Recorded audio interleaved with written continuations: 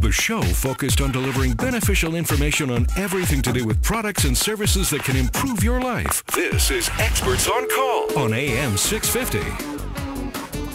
Welcome back to Key Pacific's Talk About Strata here on AM 650. My co-host is Tony Giventu, Executive Director of the Condominium Homeowners Association of BC, CHOA. And the website, a fabulous website, friends, is CHOA, CHOA.bc.ca. If you're a Strata resident, perhaps like me, looking around at that lifestyle option as a possibility as you're contemplating downsizing out of the burbs, or if you're on Strata Council, all of the information that you require, in most cases, is likely to be found at choa.bc.ca.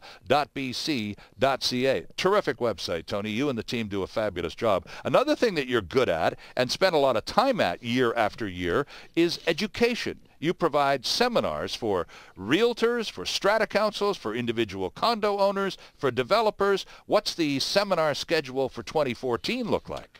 Well, more is what it looks like. More than 2013 was. We did over 100 seminars across the province in 2013.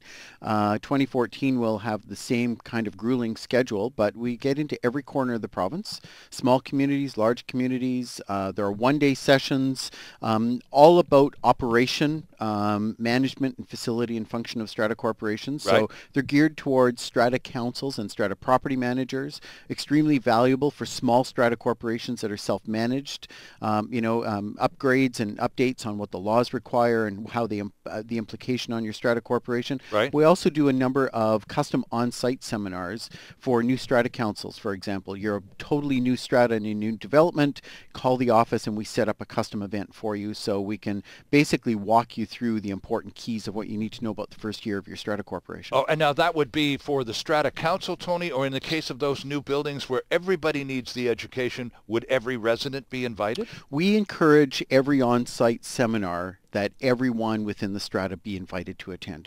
It's knowledge, it's education, it's public. The more people who receive the benefit of the education, the better off the strata corporation is in the long term.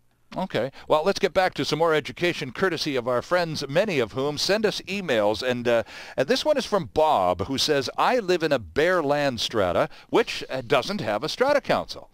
The strata corporation is located in Surrey, is made up of 11 homes, been around for about 18 years.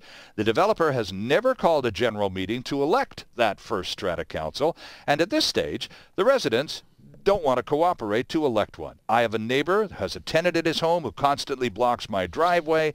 The rules of the strata that were developed by the original developers and which all the owners received when they bought their property state that there are to be no tenants of any kind, but there's no council around to enforce that rule. The police don't want to be involved. It's private property. The city of Surrey has no jurisdiction to apply its parking bylaws, and ICBC will not take any action, although this situation is definitely a safety issue. This is someone whose driveway is being blocked. So Bob asks, Tony, what is my course of action to stop my driveway from being blocked? Well, Bob, big first question is you have no strata council. So here's a problem for you. I'm going to read something out of the Strata Property Act that most people don't know. Okay. An individual who knowingly makes a false statement in a certificate of strata corporation in the prescribed form commits an offense and is liable on conviction to a fine of not more than $2,000 or imprisonment for not more than 6 months. A certificate of the strata corporation could be a Form B information certificate that a buyer requests. Right, sure. Whereby they are asking for information about the strata because they want to buy a unit. Right. So who's signing the Form Bs? Because if there's no strata council, how is anyone signing those documents without committing an offense? Well, he says that there are 11 homes in this particular bare land strata. It's been in existence for, assuming, about 18 years. I get the impression, though he hasn't indicated specifically, that these are probably original residents still around. Could be, but this still does not have a strata council. The strata corporation must have a strata council, if for nothing else but to be able to have the legally empowered elected authority to be able to sign these documents. Sure. Who are signing officers at the bank? How are strata fees being collected? If they have no strata council, obviously they're not having general meetings. Right. The email says the developer's never called a general meeting. Don't wait for the developer. You, the strata council, call the general meeting. You, the strata owners, call the meeting, have a general meeting, elect a strata council, approve a budget, you're going to have things like insurance as a common expense. You bet. Right? You're going to have common liabilities that are associated with it. And even though it's a bare land strata, those liabilities are still going to be significant for all of the owners. So a little bit of formality will solve a lot of their problems. Can those 11 owners get together at a meeting, call it an annual meeting, and say,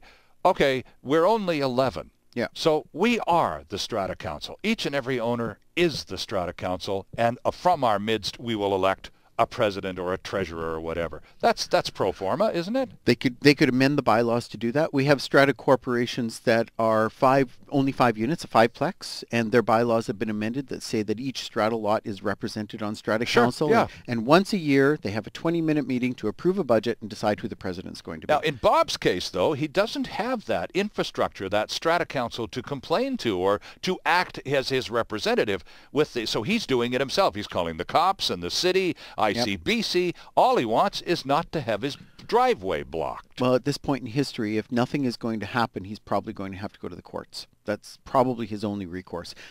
First step might be get some legal advice, have a lawyer be writing a letter to all of his other fellow owners, advising them of what the minimum requirements are to with respects to comply with the Act. Okay. So that they're not in breach of the Act, so that the Strata Corporation isn't in any complications or troubles.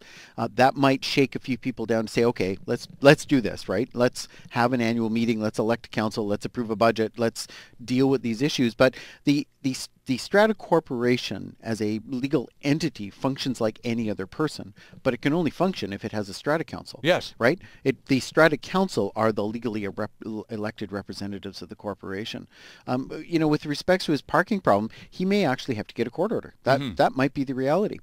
I hope that as time progresses through this year, by the time we get to the end of the year, we see the Civil Resolution Tribunal come into full effect. Now, is this the kind of thing that this... Absolutely. We met the director, the interim director of the... Cheryl Vickers was here. She was on our show a couple of months ago talking about how this might really provide a remedy. Would Bob qualify? Would this be the kind of thing that the tribunal is being prepared for? Perfect solution for the tribunal. So he goes online, and can't quite yet, but it's coming at the end of the year. So Bob will be able to go online and say, commence a dispute process. As he's done with us, file the appropriate description of the problem, and then the wheels begin to turn. And even in the absence of a Strata Council. Even in the absence of the Strata Council, the Strata Corporation may be all of the other named owners, right? There could be involvement with all of the other owners as the corporation. He could actually, if there's no Strata Council and nobody representing the corporation, he may find that he's getting a judgment against the corporation with no council,